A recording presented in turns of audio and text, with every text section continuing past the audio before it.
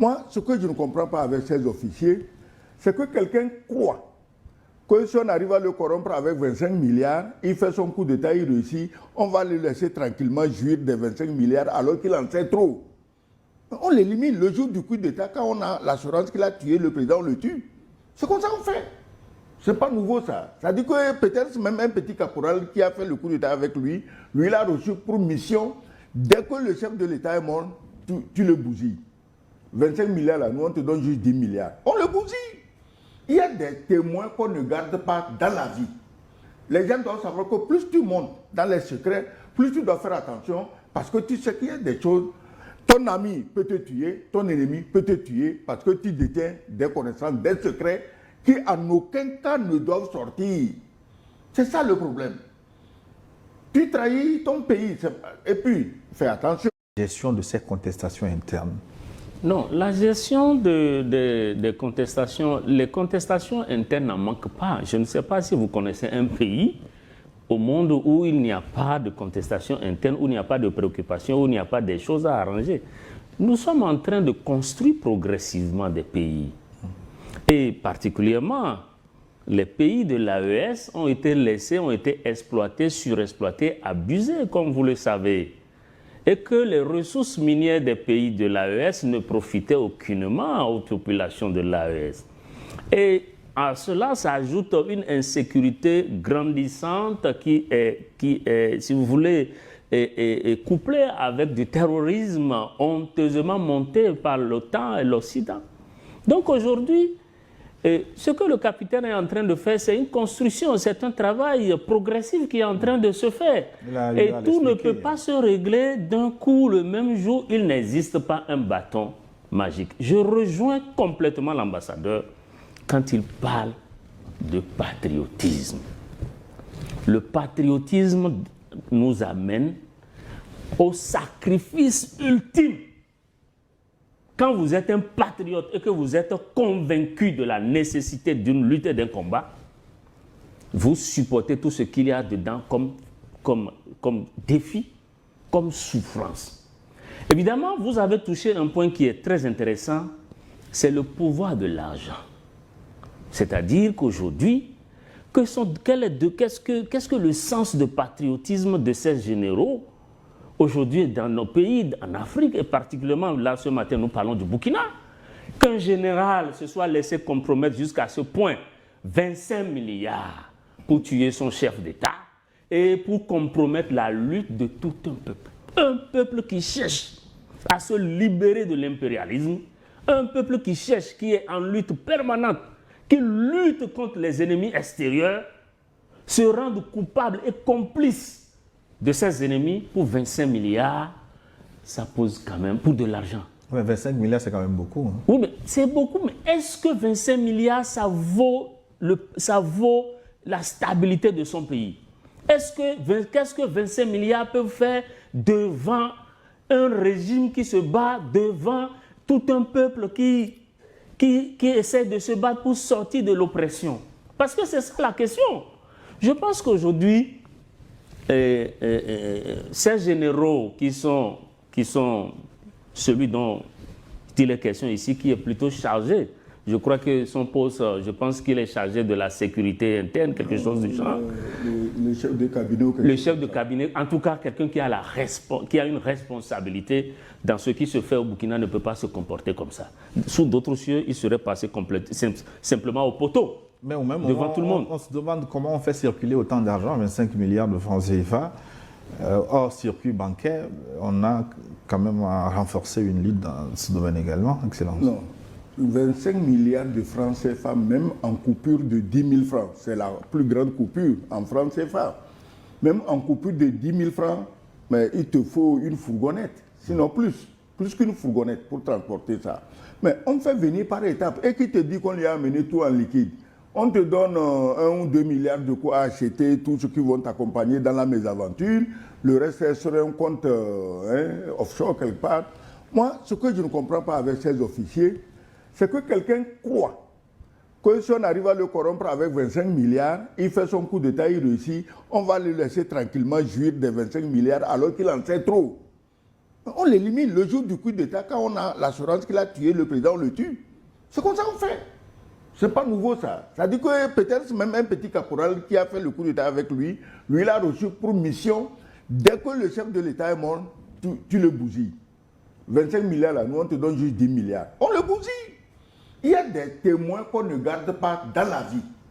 Les gens doivent savoir que plus tu montes dans les secrets, plus tu dois faire attention, parce que tu sais qu'il y a des choses.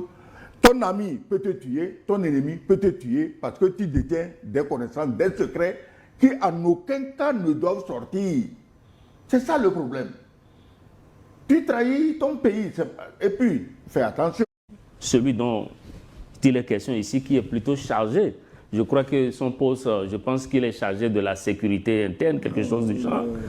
Le chef de cabinet. Le chef de cabinet, en tout cas, quelqu'un qui a une responsabilité dans ce qui se fait au Burkina ne peut pas se comporter comme ça. Sous d'autres cieux, il serait passé simplement au poteau. Mais au même moment, devant tout le monde. On se demande comment on fait circuler autant d'argent, 25 milliards de francs CFA. Hors circuit bancaire, on a quand même renforcé une lutte dans ce domaine également, Excellence. Non. 25 milliards de francs CFA, même en coupure de 10 000 francs. C'est la plus grande coupure en francs CFA. Même en coupure de 10 000 francs, mais il te faut une fourgonnette. Sinon plus qu'une fourgonnette pour transporter ça. Mais on fait venir par étapes. Et qui te dit qu'on lui a amené tout en liquide? On te donne 1 ou 2 milliards de quoi acheter, tout ce qui vont t'accompagner dans la mésaventure. Le reste est sur un compte offshore quelque part. Moi, ce que je ne comprends pas avec ces officiers, c'est que quelqu'un croit que si on arrive à le corrompre avec 25 milliards, il fait son coup d'État, il réussit, on va le laisser tranquillement jouir des 25 milliards alors qu'il en sait trop. On l'élimine le jour du coup d'État, quand on a l'assurance qu'il a tué le président, on le tue. C'est comme ça qu'on fait. C'est pas nouveau ça. Ça dit que peut-être même un petit caporal qui a fait le coup d'État avec lui, lui l'a reçu pour mission, dès que le chef de l'État est mort, tu le bousilles. 25 milliards là, nous on te donne juste 10 milliards. On le bousille. Il y a des témoins qu'on ne garde pas dans la vie. Les gens doivent savoir que plus tu montes dans les secrets, plus tu dois faire attention, parce que tu sais qu'il y a des choses. Ton ami peut te tuer, ton ennemi peut te tuer, parce que tu détiens des connaissances, des secrets qui en aucun cas ne doivent sortir. C'est ça le problème. Tu trahis ton pays. Et puis, fais attention. S'ils étaient allés juste pour faire coup d'État, pour enlever IB, ben, ça passe encore, si on peut ainsi parler. Et regarde tous les massacres qu'ils organisent dans les villages, dans les villes, pour déstabiliser la transition, pour décourager l'armée, pour décourager, diviser les VDP.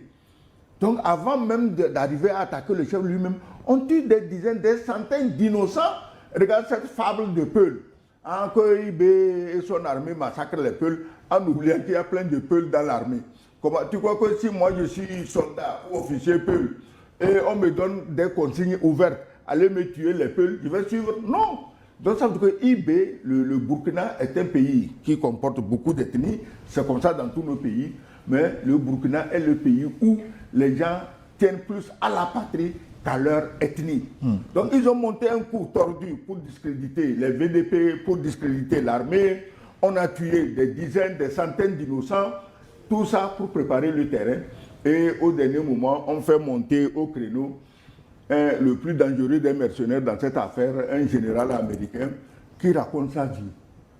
Ça ne t'a pas surpris qu'un général américain, et puis il est noir, ce qui m'a fait pitié, ce général est sur les traces de son aîné, Colin Powell, qui se promenait dans les couloirs des Nations Unies avec une fiole de laborantin, censé contenir des produits hautement toxiques, des armes de destruction massive. Ouais. Et à cause de ce mensonge, tu sais combien d'Irakiens sont morts? Rien que les enfants qui sont morts de faim, parce qu'on leur a privé des produits de base comme le lait, les médicaments, il y a eu plus de 500 000. Comment est-ce que, après ce crime sans nom de Colin Powell, général américain noir, aujourd'hui notre général américain noir invente des histoires avec l'intention de compromettre tout un pays? Comment tu peux croire ça? Est-ce à dire que les généraux noirs sont plus corruptibles que les autres? Pourquoi c'est toujours des généraux noirs américains qu'on arrive à mettre dans ces mensonges, dans ces trahisons, dans ces crimes? Pourquoi? En tout cas, Ibrahim Traoré triomphe de toutes ces tentatives de coup d'État. Alors, quel est son secret? Comment arrive-t-il? On en a connu une dizaine, une quinzaine. Est-ce que c'est son renseignement qui est très efficace? Est-ce qu'il est épaulé par une autre puissance extérieure? Est-ce que c'est Dieu qui le protège? Est-ce que ce sont les Burkinabés eux-mêmes, majorité, qui constituent le bouclier d'Ibrahim Traoré? C'est tout à la fois. Tout ce que vous venez de citer, c'est tout à la fois, c'est la combinaison de tout ceci. Parce que Dieu est avec lui, le peuple est avec lui, les alliés aussi, il en a. Et puis, évidemment, que les actions que IB est en train de mener, parce que si vous suivez l'actualité au Burkina, chaque fois, c'est des poses de première pierre, c'est des inaugurations, c'est des actions qui vont dans le cadre d'une bonne vie sociale pour sa population. Donc, et c'est ça justement, le meilleur soutien d'un régime, je l'ai toujours dit, c'est son peuple. Le meilleur soutien d'un régime, c'est son peuple, ce n'est pas des forces extérieures. C'est d'abord la détermination. C'est-à-dire que quand le peuple est associé, quand le peuple sait où se trouve son intérêt, quand le peuple est d'accord avec un régime, quand le peuple a la ferme conviction que ce régime est en train de travailler effectivement pour le bien-être social, pour la résistance contre l'ennemi, évidemment, vous allez voir que régulièrement, quand ça arrive, plusieurs fois, le peuple burkinabé est sorti pour soutenir son capitaine.